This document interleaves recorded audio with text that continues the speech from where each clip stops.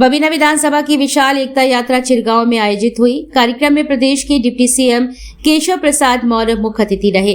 उन्होंने अपने संबोधन में कहा कि आज पूरे देश में भाजपा के प्रति बहुत ही अच्छा माहौल है। जिस तरह से महाराष्ट्र, हरियाणा, दिल्ली और बिहार में भाजपा ने जीत हासिल की है, उसी तरह उत्तर प्रदेश में तीसरी बार प्रचंड बहुमत की भाजपा की सरकार बनाने का काम जनता करेगी। चिरगांव के राष्ट्र कवि मैथिली शरण गुप्त महाविद्यालय के भव्य मैदान में आयोजित विशाल एकता मार्च की जनसभा को संबोधित करते हुए मुख्य अतिथि मौर्य ने कहा कि कांग्रेस के डीएनए में वोट चोरी है। अखिलेश यादव को 2027 में सफाई जाने का आभास हो गया है। अखिलेश यादव मगध में हारे हैं, अब अवध में भी हारेंगे। केशव ने कहा कि दल जीत गया है और छल हार गया है। देश कांग्रेस मुक्त भारत की ओर बढ़ रहा है। आरजेडी मुक्त बिहार और सपा मुक्त यूपी होना चाहिए। उन्होंने कहा कि आप सभी पीएम नरेंद्र मोदी के हाथों को मजबूत करेंगे और भारत को शक्तिशाली बनाने में अपना योगदान देने का काम करेंगे। कार्यक्रम में उपस्थित भारी जन समुदाय को देखते हुए उन्होंने विधायक राजीव सिंह पारिछा की तारीफ की। एकता मार्च के आयोजक बबीना विधायक पारिछा ने लौह पुरुष सरदार वल्लभ भाई पटेल के राष्ट्र के प्रति योगदान को याद किया। उन्होंने सभी से उनके बताए रास्ते पर चलने का आह्वान किया है। कहा कि आज हम जो अखंड भारत का स्वरूप देखते हैं, उस भारत को अखंडता प्रदान करने का कार्य आदरणीय पटेल साहब ने ही किया है। इससे पूर्व वीर रस के चर्चित कवि राम भदावर ने अपनी ऊर्जावान रचनाओं से माहौल को भक्ति रस से सराबोर कर दिया। जनसभा के बाद निकली भव्य और विशाल एकता यात्रा में महाविद्यालय से मुख्य अतिथि उप मुख्यमंत्री केशव प्रसाद मौर्य भी शामिल हुए। यात्रा मंडी, रामनगर चौराहा, थाना पहाड़, चुंगी पहाड़ी तिराहा, मिश्रा ढाबा से अंतिम पड़ाव महेवा तिराहे पहुंची, जहां पुनः जनसभा हुई। प्रत्येक चौराहे पर यात्रा में शामिल लोगों पर पुष्प वर्षा की गई। यात्रा में देशभक्ति गीत, विभिन्न झांकियां भी सम्मिलित हुई। यात्रा के माध्यम से सभी ने राष्ट्र पुरुष सरदार पटेल को श्रद्धांजलि अर्पित की। कार्यक्रम में एमएलसी रमा निरंजन, रामतीर्थ सिंगल, बाबूलाल तिवारी, दर्जा प्राप्त राज्य मंत्री हरगोविंद कुशवाहा, जमुना प्रसाद कुशवाहा, विधायक रश्मि आर, जवाहरलाल राजपूत, मेयर झांसी बिहारी लाल आर, जिला अध्यक्ष हेमंत परिहार, प्रदीप पटेल, चिरगांव नगर पालिका अध्यक्ष कुंवर राघवेंद्र सिंह, यात्रा प्रभारी मुकेश मिश्रा, ब्लॉक प्रमुख चंद्रकांतेश वर्मा, डॉक्टर वैभव गुप्ता, संजीव श्रृंगी ऋषि आदि उपस्थित रहे। लौह पुरुष सरदार वल्लभ भाई पटेल जी की 150वीं जन्म जयंती के अवसर पर सभी विधानसभाओं में एकता यात्रा का आयोजन किया जा रहा है। उसमें हिस्सा लेने के लिए आया हूं, लेकिन जब आया हूं तो साथ में यह भी वंदे मातरम गीत के गान के रचना के 150 वर्ष पूरे होने पर भी उत्सव मनाया जा रहा है। भगवान बिरसा मुंडा जी की जन्म जयंती का समारोह भी मनाया जा रहा है। साथ में आत्मनिर्भर भारत को लेकर के भी हमारा कार्यक्रम चल रहा है। एक भारत श्रेष्ठ भारत को लेकर के भी चल रहा है।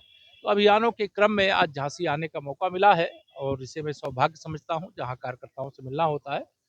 और अभी हम लोग बिहार में भारतीय जनता पार्टी का जो गठबंधन एनडीए है, ऐतिहासिक विजय वहां पर है और बिहार की जनता ने देश को एक संदेश दिया है कि अब जंगल राज, गुंडा राज, कट्टा राज, तुष्टीकरण, जातिवाद, परिवारवाद की राजनीति का भविष्य अंत की ओर है।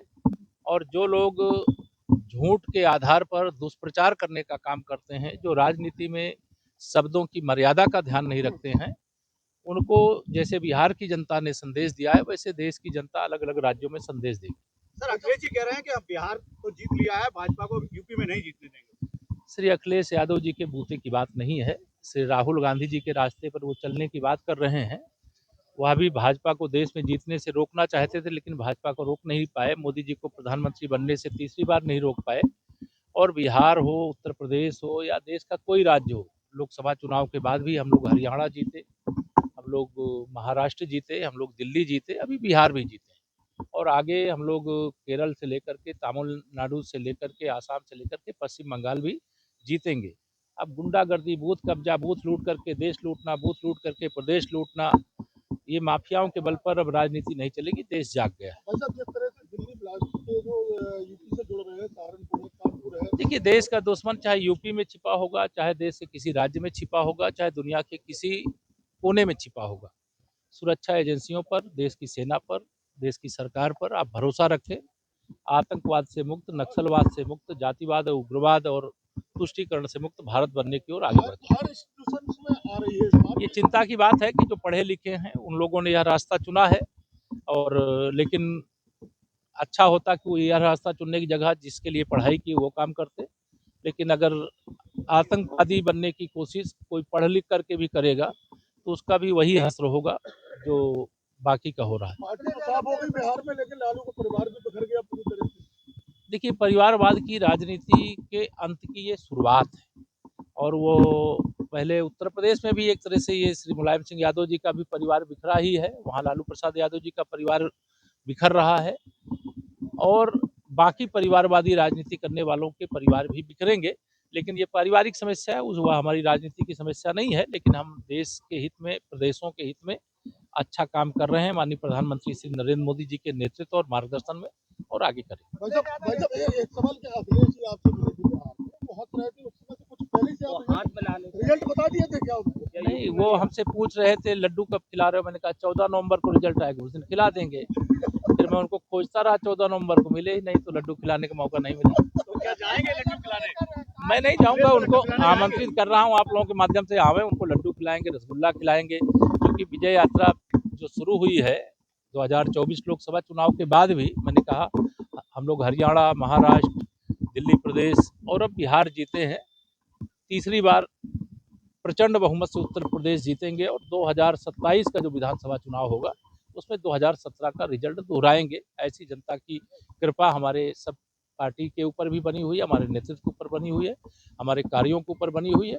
लेकिन ये जितने भी भाजपा विरोधी अपने को मानते हैं, वह सोचते हैं परिश्रम भाजपा का कार्यकर्ता करे और चुनाव जो कोई काम नहीं करते जनता के बीच में वो जीते, तो ये अब नहीं हो सकता। एसआईआर को लेकर तमाम बातें कर रहे हैं, अखिलेश यादव कह रहे हैं कि बिहार में खेला कर लिया, और अब यूपी में। देखिए, मतदाता सूची का शुद्धिकरण का अभियान लोकतंत्र का पवित्र महायज्ञ है, और इसका जो विरोध किए श्री राहुल गांधी ने वोट चोरी का मुद्दा बिहार में उठाया, कहाँ गई उनकी पार्टी?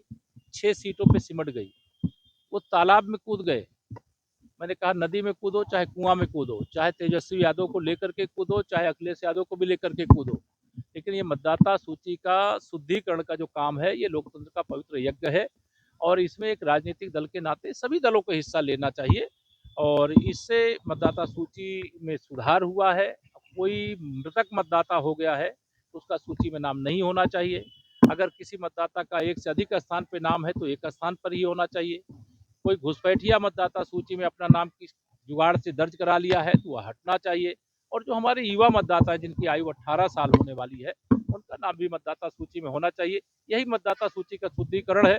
जब शुद्धिकरण का अभियान चलता है, ये कांग्रेसी हो, सपाई हो, रजत वाले हो, टीएमसी वाले हो, कहीं हम हिस्सा नहीं लेंगे, और जब शुद्धिकरण का काम हो जाएगा तो उस पर आरोप लगाएंगे। तो इस आरोप को जनता नकार चुकी है और बिहार से